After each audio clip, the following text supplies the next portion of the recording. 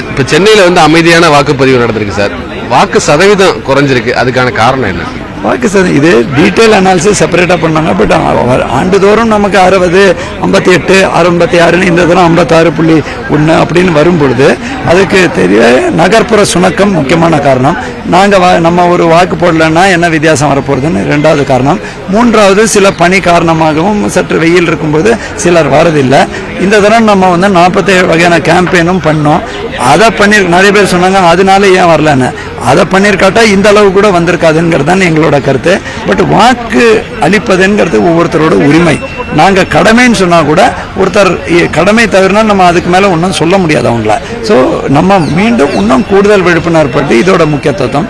கடைசியாக சென்னைக்கு ஒன்று என்னென்னா ஃப்ரீக்வெண்ட் ஷிஃப்டிங்க, இடம் மாறுதல்கள். சில பேர் வெளியிலேருந்து வராங்க, உள்ளேருந்து வெளியில் போகிறாங்க. அதே மாதிரி இப்போ ஈவன் லோவர் நம்மளோட ஏழை எளிய மக்கள் கூட பணி காரணமாக இடத்தை மாறுறாங்க. அவங்க அதோட வாக்காளர் பட்டியலில் சரியாக ஃபாலோ பண்ணுறதில்ல எந்த பூத்து சாவடி அப்படின்னு.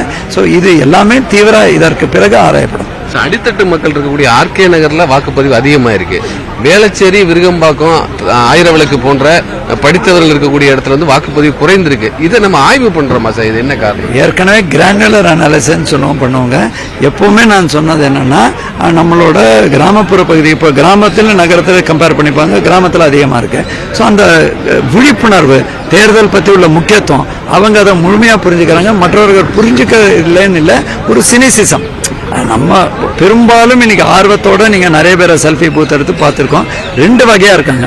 ஒருத்தர் பொது தொண்டுல ஆர்வம் உண்டு, ஆர்வத்தோட இந்த பணி செய்யும் வர்க்கத்திலையும் சர்வீஸ் செக்டர்ல இருக்கிறவங்க ஆர்வத்துடனும் வராங்க. ஆனால் சிலர் வந்து சினிஸ்கலை நம்ம ஒரு ஓட்டுனால என்ன வித்தியாசம் போகிறது அப்படிங்கிற அதுக்கு தான் நாங்கள் ட்ராமாவே போட்டோம். ஒரு ஓட்டுனால வித்தியாசம்னு சொல்லி ஒவ்வொரு பூத்தில் 100 பேர் போட்டு போடாமல் இருந்தால் என்ன நடக்கும் அப்படின்னு. ஆனால் இதெல்லாம் இந்த ஸ்டேஜ் கிடையாதுங்க. தேர்தலில் நம்ம முயற்சி செய்யணுங்க. ரிசல்ட் வந்து நம்ம கையில் இல்லை.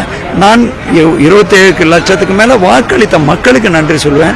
40,000க்கு மேலுக்குள்ள இரவு பகல் பாராமல் பணியாற்ற முகந்தெரியாத பல பணியாளர்கள் நன்றி சொல்வேன். உங்க மாதிரி பத்திரிகை ஊடகத்துறை நண்பர்கள் நன்றி சொல்வேன். நடிகர் சூரி உள்ளிட்ட திரைப்பலத்துடைய வாக்கு கூட இல்லைன்னு சொல்லி ஒரு குற்றச்சாட்டு. அதுக்கான காரணம் அதெல்லாம் டெஃபினட்டாக என்கொயர் பண்ணப்படுங்க. நம்ம எப்போவுமே ஒரு இம்பார்ட்டன்ட் வாக்காளர் பொறுத்தவரை எல்லாருமே சமங்க.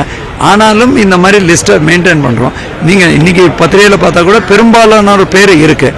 அவர் பேர் இப்படி அவர் மட்டும் இல்லை, ஏன் மற்ற பீப்புள் யார் பேர் விடுபட்டு போயிருக்கோ என்ன நான் பேட்டி அளித்தால் கூட எந்த நேரத்தில் விடுபட்டு போச்சு, எந்த காரணத்தினால் அவர்களை விடுத்தார்கள்ங்கிறத செப்பரேட்டாக நாங்கள் நடவடிக்கை இப்போ செக்அப் பண்ணிவிட்டு அதில் ஏதாவது அதிகார லெவலில் தவறுகள் இருந்தால் அவங்க மேலே நடவடிக்கை எடுக்கணும். வாக்கு எண்ணிக்கை மையங்களில் செய்யப்பட்டிருக்கக்கூடிய ஏற்பாடு பாதுகாப்பு இங்கே வந்து 3 அடுக்கு ஏற்கனவே பல முறை 1095 பேருங்க சென்ட்ரல் ஆர்ம்டு போலீஸ் ஃபோர்ஸ் தான் சீல் வைக்கும். 2 லாக் போட்டு சீல் வச்சு, அது மட்டும் இல்லாமல் அரசியல் கட்சிகளும் சீல் குத்தி அப்சர்வர் முன்னிலையில் இதை முடிக்கிறோம்.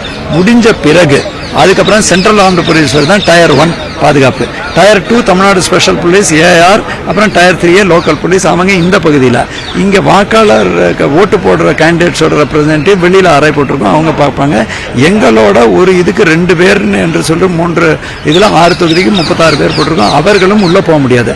அவர்களும் வெளி அறையிலேருந்து தான் இதை கண்காணிக்க வேண்டும். நன்றி.